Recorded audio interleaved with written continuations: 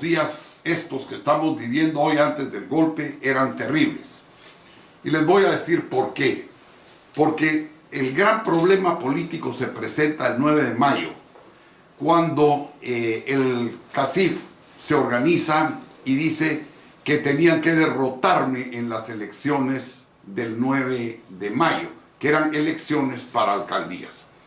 Y ponen una central de financiamiento en la Cámara de Industria y empiezan a pagarle a todos los partidos políticos y a financiar todas las coaliciones que fueran contra el partido de gobierno. Ustedes lo pueden ver en el Tribunal Electoral, cómo hubo coaliciones entre el MLN y el Partido Socialista, hubo coaliciones de todo tipo con el afán de podernos derrotar a nosotros. Esa noche del día 9 de mayo, cuando el MAS, mi partido, y yo en cierta forma salimos triunfantes en esas elecciones, agarrando una mayoría considerable de municipalidades y una cantidad asombrosa de votos y respaldo popular, ese día me acuerdo que el general Ortega se me acercó y me dijo: señor presidente, yo no estaría tan contento, esto es lo peor que nos pudo haber pasado.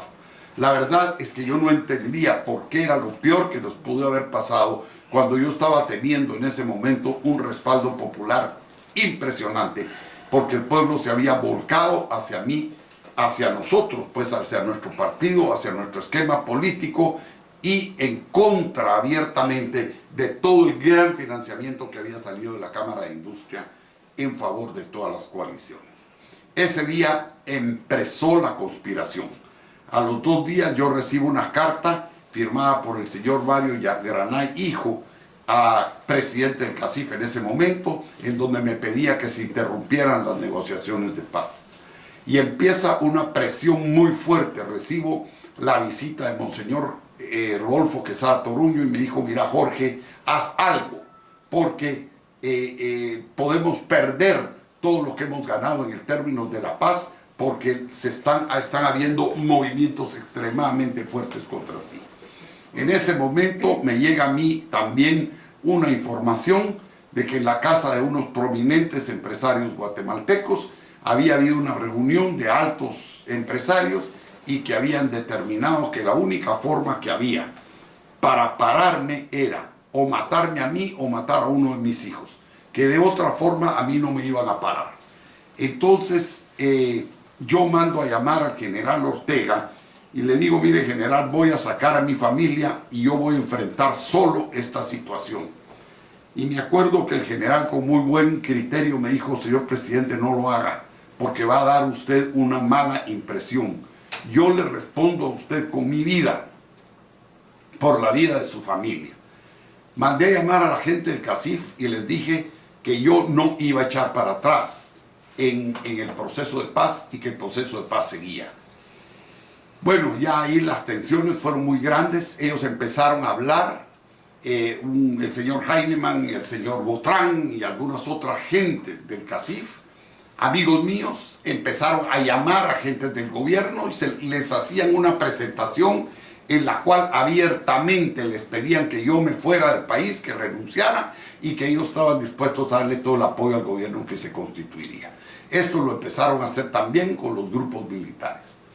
Hasta que hubo un momento en que se acercó a mí el general Ortega por información que él ha de haber tenido y me dijo: señor presidente, mire, estamos en una situación de que nosotros damos el golpe o nos la dan a nosotros. A todo esto ya había habido el antecedente de que en una noche el Congreso de la República había aprobado la ley entregándole prácticamente el sector de energía al sector privado y yo la había tenido que vetar y ahí habíamos tenido un encontronazo muy fuerte. Yo les había dicho que si querían el sector de energía que pagaran por él, pero que no se lo quedaran de esa forma. Esa ley ahí está y ahí está el veto que yo puse. Ya había habido un encontronazo fuerte y se había habido los rumores confirmados por la CIA y por el Departamento de Estado, hoy en documentos que son públicos, en los cuales decían que a mí o me daban el golpe o me mataban para parar el proceso de paz. Cuando yo, bajo estas circunstancias, tuve que tomar la decisión de cortar la Corte Suprema de Justicia y el Congreso fue porque ya las tenían copadas con influencias y con dinero. No se podía llevar ¿cómo se llama? A juicio a ningún delincuente, a ningún contrabandista, a ningún narcotraficante, porque en menos de 5 días era liberado. No podíamos nosotros tener una agenda decente política en el Congreso porque estaba totalmente condicionada por los grupos de poder. Me habían arrinconado totalmente y me tenían pegado contra la pared queriéndome manejar una agenda contra la paz, en favor de las privatizaciones, en favor de los privilegios y totalmente absurda y en contra de todos los hogares comunitarios, que teníamos 50,000 niños ya en atención, que ahora ya no existe ni uno solo, el bono 14, el ajuste salarial y del escalafón al magisterio, el sueldo mínimo para el soldado, es decir, todo lo que nosotros habíamos hecho en términos de la consolidación económica y social del país, la compra de 20,000 hectáreas para la repatriación de los refugiados, todo lo que se había caminado en derechos humanos, todo era Chile para ellos. Para ellos, el programa mío de traer al país a los refugiados que estaban en condiciones inaceptables totalmente en México, no era más que una estrategia mía para generar poblaciones en resistencia, lo cual era totalmente falso, y el ejército de Guatemala lo sabía y lo sabe actualmente. Era genuino mi interés por resolver un problema eminentemente humano de todas estas poblaciones. Bueno, ya era una confrontación abierta de un sector privado que se estaba reuniendo con el general con el coronel Otto Pérez Molina en ese tiempo de la G2.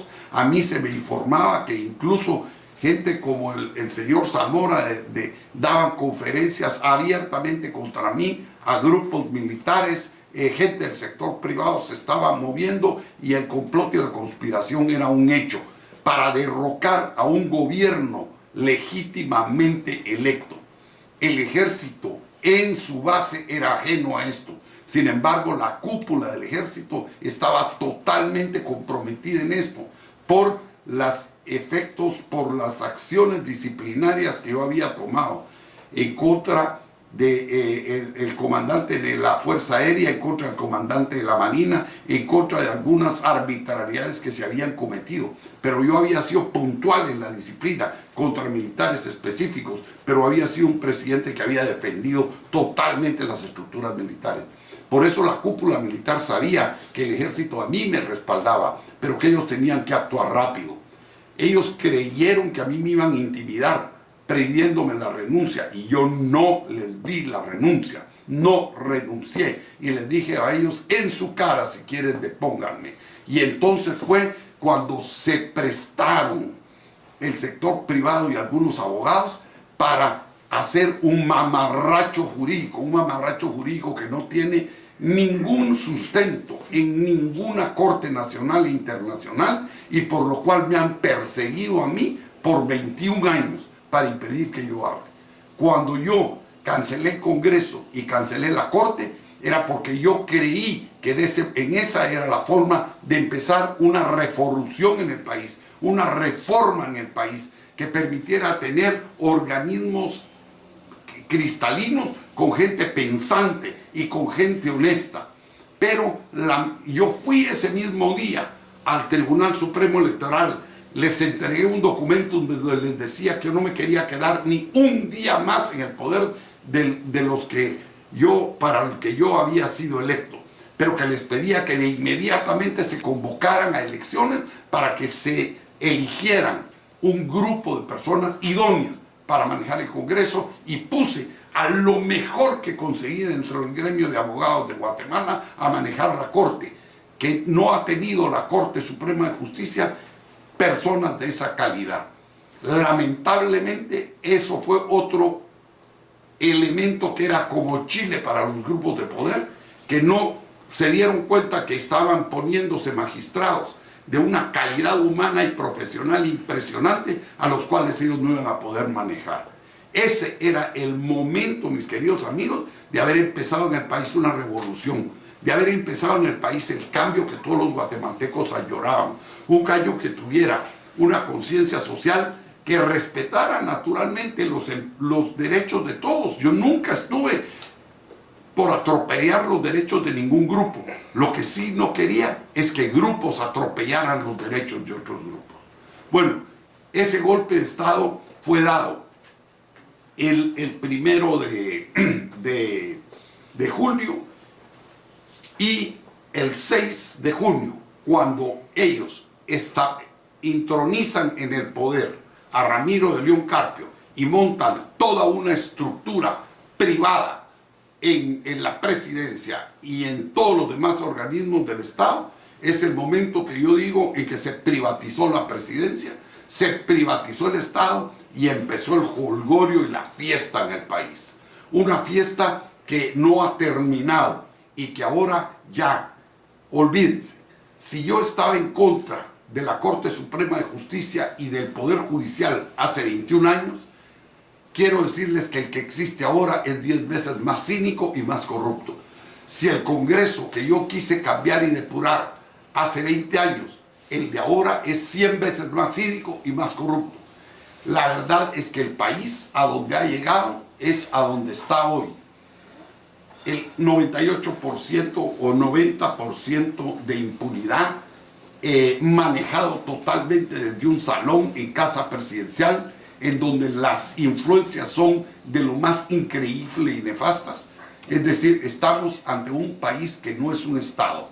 Estamos ante un país que es un lugar en donde la jungla es la ley de la jungla. El más fuerte es el que se puede imponer. Si no, miremos ahorita lo que está pasando en la Puya. Esta es la realidad del golpe de Estado, y que el pueblo de Guatemala lo sepa. Para eso estoy yo publicando uno a uno los capítulos del libro de la Guayaba tiene dueño, para que el pueblo de Guatemala despierte, para que la juventud entienda lo que en el país está pasando. Esto no se inventó hace 5 años. Este es un sistema que tiene 21 años de estar operando en el país, y lo que tenemos hoy es el resultado de ese sistema.